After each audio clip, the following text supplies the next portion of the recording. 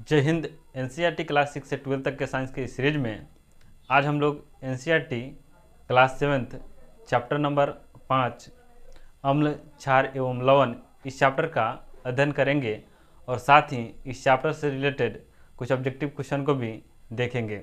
तो अधिक समय न लेते हुए इस वीडियो को शुरू करते हैं।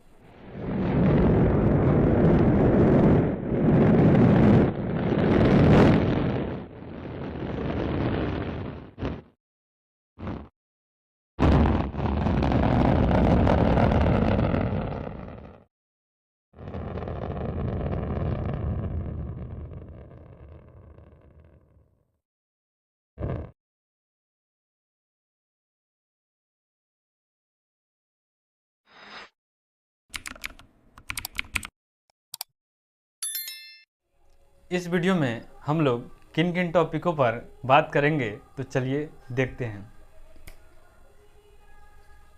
सबसे पहले हम लोग बात करेंगे कि अम्ल क्या होता है, साथ ही इसका प्रकृति क्या होता है, साथ ही इसका पीएच कितना होता है, इसे हम लोग जानेंगे। साथ ही हम लोग कुछ अम्ल एवं उनके स्रोत के बारे में जानेंगे। साथ ही हम लोग जानेंगे कि क्षार क्या होता है, इसका प्रकृति कैसा होता है, इसका पीएच कितना होता है तथा कुछ क्षारक एवं उनके स्रोत के बारे में जानेंगे। साथ ही हम लोग सूचक, इसमें दो सूचक के बारे में जानेंगे, प्राकृतिक सूचक और मानव निर्मित सूचक। प्राकृतिक सूचक में तीन सूचकों के बारे में बात करेंगे। पहला है लिटमस, दूसरा है हल्दी और तीसरा है गुड़हल के पुष्प। साथ ही हम लोग मानव निर्मित सूचक में पढ़ेंगे फिनोप्थिलीन के बारे में। साथ ही उदासीनीकरण के बारे में पढ़ेंगे और हमारे दैनिक जीवन में उदासीनीकरण के कुछ उदाहरणों के बारे में पढ़ेंगे, जैसे अपाचन, चिट्टी का डंक, मृदा उपचार, कारखाने का अपशिष्ट। साथ ही हम लोग यह बात करेंगे कि आखिर लड़कियों को खट्टी चीज़ें जैसे इमली, अचार, पानी पूरी आखिर क्यों पसंद होता है। साथ ही हम लोग बात करेंगे कि एसिड रेन यानी अम्ल वर्षा क्या होता है और दंत क्षय अम्ल के कारण कैसे होता है। इसे समझने से पहले हम लोग एक सुंदर विचार को रखते हैं। वह विचार है कि बुद्धिमान वह नहीं जो हमेशा गलती करके सीखता हो, बुद्धिमान वह है जो हमेशा दूसरे की गलतियों से भी सीख लेता हो। इसे हम आपको एक उदाहरण से समझाते हैं।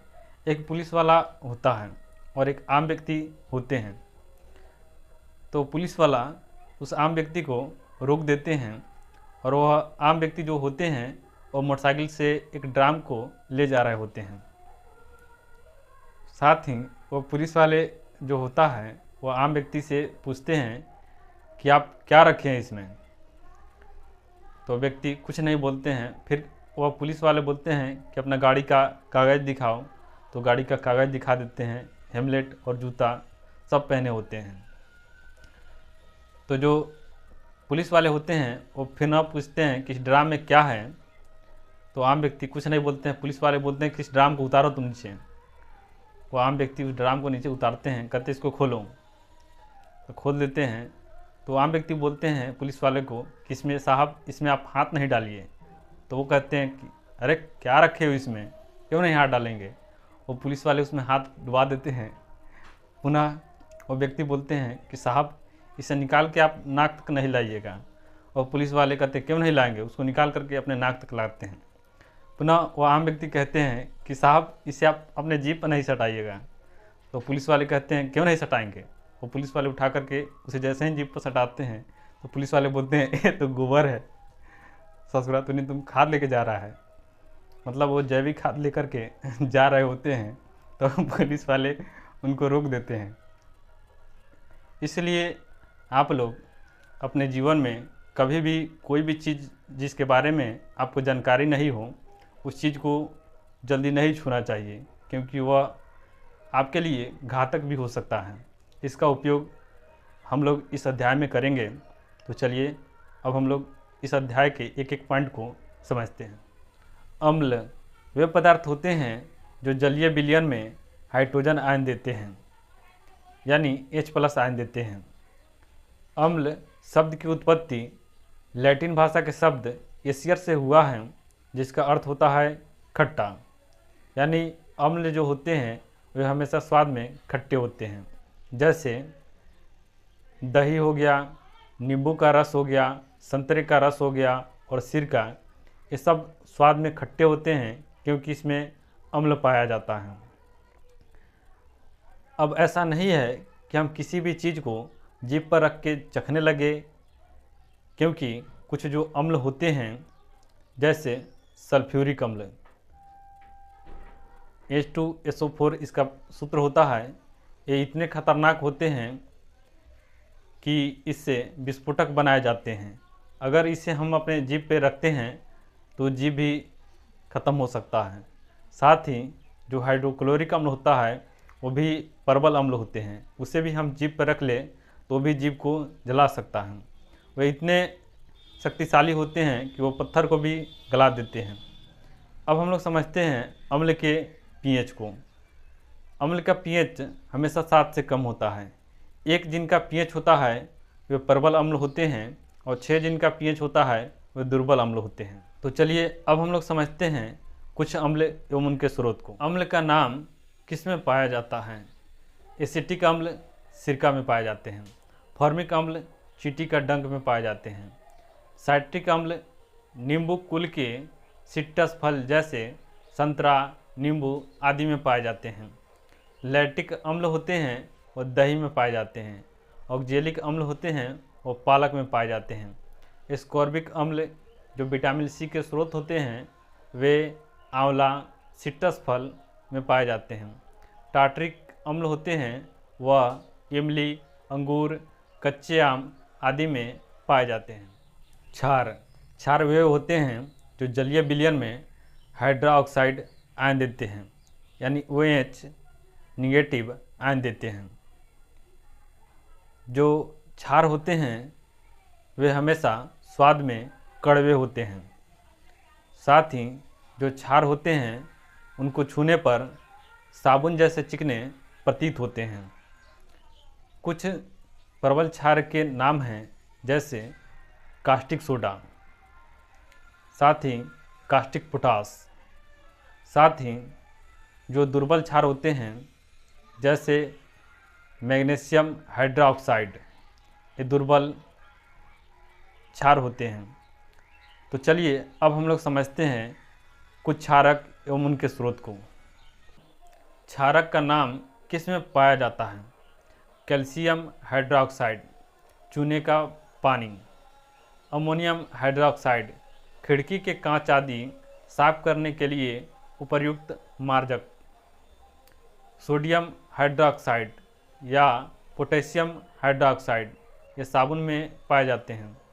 मैग्नीशियम हाइड्रोक्साइड दूधिया मैग्नीशियम जिसे मिल्क ऑफ मैग्नीशिया कहा जाता है। अब हम लोग समझते हैं सूचक यानी इंडिकेटर को। जब हम कोई पदार्थ लेते हैं जो अम्लीय है या फिर क्षारीय है, इसका पता लगाने के लिए एक विशेष प्रकार के पदार्थ लेते हैं, उस पदार्थ को हम लोग सूचक या फिर इंडिकेटर कहते हैं।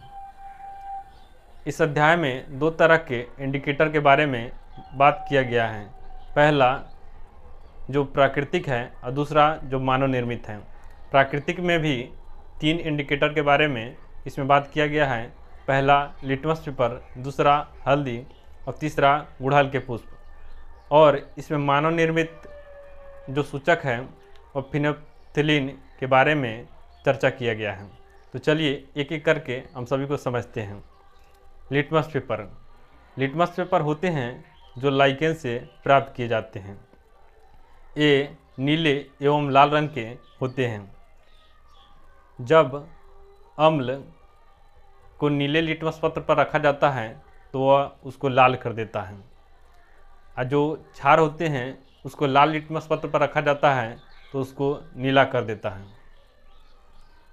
अब हम लोग समझते हैं हल्दी के बारे में। हल्दी भी एक सूचक होते हैं।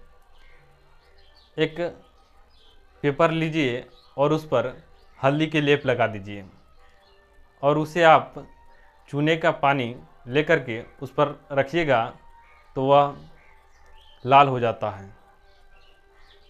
साथ ही अगर आप साबुन के पानी को उस पर रखिएगा तो भी लाल हो जाता है। वह दिखाता है कि उसमें क्षार है। साथ ही गुड़हल के पुष्प, गुड़हल के पुष्प को आप ले लीजिए और एक बीकर में गर्म पानी लीजिए और उसमें गुड़हल के पुष्प को डाल दीजिए और थोड़ा देर के लिए गर्म कीजिए। गुड़हल के पुष्प से जो गुलाबी रंग है वह निकल जाते हैं और जल में मिल जाते हैं। उस सूचक को आप ले लीजिए और उसमें आप अम्ल डालिएगा तो वह गहरा गुलाबी हो जाएगा, यानी मैजेंटा रंग धारण कर लेगा। और साथ ही अगर आप उसमें क्षार मिलाते हैं तो वह हरा रंग में बदल जाता है। मानव निर्मित सूचक जैसे फिनोल्फ्थालीन, अगर फिनोल्फ्थालीन में आप अम्ल मिलाते हैं तो वह कलरलेस यानी रंगहीन होता है और उसमें आप यदि क्षार मिलाते हैं तो वे गुलाबी रंग के हो जाते हैं। उदासीनीकरण यानी न्यूट्रलाइजेशन। उदासीनीकरण क्या होता है इसे हम लोग समझते हैं। जब अम्ल एवं क्षार के बीच अभिक्रिया होता है तो इस अभिक्रिया को उदासीनीकरण कहते हैं। इस अभिक्रिया के दौरान ऊष्मा बाहर निकलता है तथा लवण एवं जल बनते हैं। जैसे हम उदाहरण देते हैं कि आप हाइड्रोक्लोरिक अम्ल साथ ही सोडियम हाइड्रोक्साइड को जब अभिक्रिया कराते हैं तो NaCl यानी सोडियम क्लोराइड प्लस वाटर यानी H2O जल बनता है और साथ ही ऊष्मा यानी हीट बाहर निकलता है। तो चलिए अब हम लोग समझते हैं दैनिक जीवन में उदासीनीकरण के कुछ उदाहरण। अपाचन, हमारे जो शरीर हैं, हमारे पेट में हाइड्रोक्लोरिक अम्ल पाए जाते हैं। अगर हम लंबे समय तक भूखे रहते हैं तो हाइड्रोक्लोरिक अम्ल की मात्रा शरीर में बढ़ जाता है। या फिर जब हम तैलीय या फिर जब हम जो मिर्चाइत जब भोजन करते हैं और उसके बाद पानी पी लेते हैं तो हमारे शरीर में एसिड बनते हैं, यानी हाइड्रोक्लोरिक अम्ल ज़्यादा बनने लगते हैं। उसको दूर करने के लिए हम मिल्क ऑफ मैग्नीशिया यानी मैग्नीशियम हाइड्रोक्साइड यानी MgOH होल ट्वाइस लेते हैं, जिससे हम लोग अपाचन को दूर करते हैं। यानी जब अम्ल क्षार से अभिक्रिया करता है तो लवण एवं जल बनता है, जिससे हमारा अपाचन की क्रिया सही हो जाता है। अब हम लोग समझते हैं चींटी का डंक। चींटी के डंक में फॉर्मिक अम्ल पाए जाते हैं। इसके उपचार के लिए नमयुक्त खाने का सोडा, सोडियम हाइड्रोकार्बोनेट या कैलेमाइन विलयन यानी जिंक कार्बोनेट का उपयोग करते हैं। जब मृदा अम्लीय या क्षारीय प्रकृति के होते हैं तो इसके उपचार के लिए हम लोग क्या करेंगे। सबसे पहले जब मृदा अम्लीय हो जाए तो हमें बिना भुजा हुआ चूना या फिर भुजा हुआ चूना का उपयोग करते हैं। और साथ ही जब क्षारीय प्रवृत्ति ज़्यादा होता है तो हम लोग मृदा में कंपोस्ट खाद को डालते हैं, जिससे अम्ल निकलता है, जिससे अम्ल और क्षार अभिक्रिया करता है तो लवण यानी उदासीन बनता है, जिससे मृदा का उपचार होता है। कारखाने के अपशिष्ट। कारखाने के अपशिष्ट हमेशा अम्लीय होते हैं। जब अम्लीय कारखाने के अपशिष्ट निकलते हैं तो उसमें क्षारीय पदार्थ मिला देते हैं, जिससे वह उदासीन हो जाता है और वह नुकसानदायक नहीं होता है।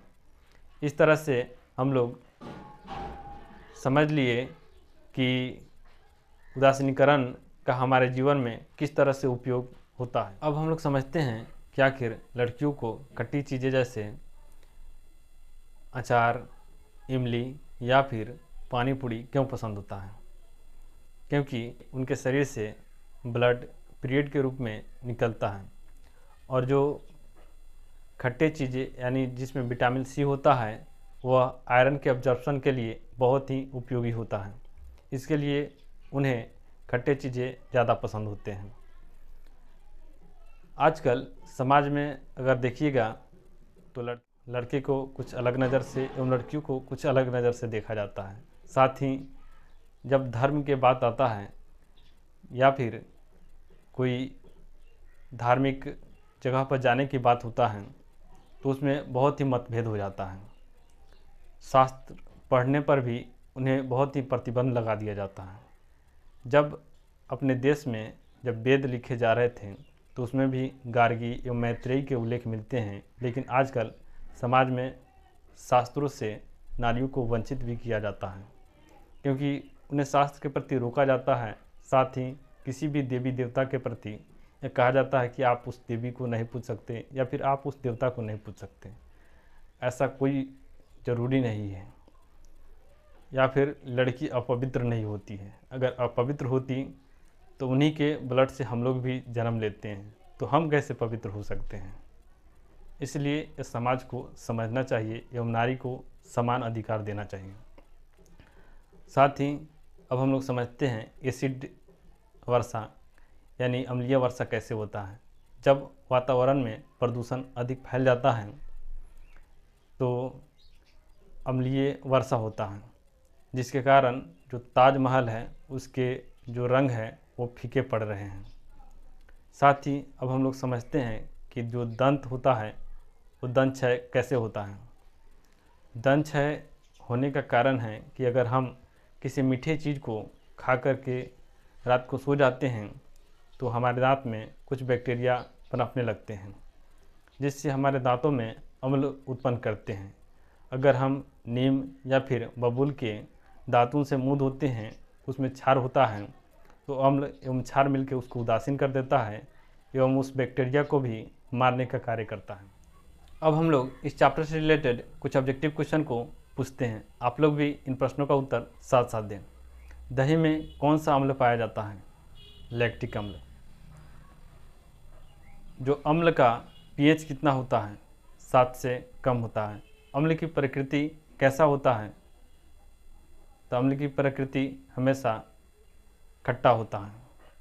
जो क्षार की प्रकृति होता है वह कैसा होता है? क्षार की प्रकृति हमेशा कड़वा होता है। क्षार का पीएच कितना होता है? तो क्षार का पीएच 7 से अधिक 14 से कम होता है। आप लोग बताएं जो कच्चे आम हैं उसमें कौन से अम्ल पाए जाते हैं? आप लोग इन प्रश्नों का उत्तर कमेंट में ज़रूर दें। इस वीडियो को देखने के लिए आपका बहुत बहुत धन्यवाद। जय हिंद।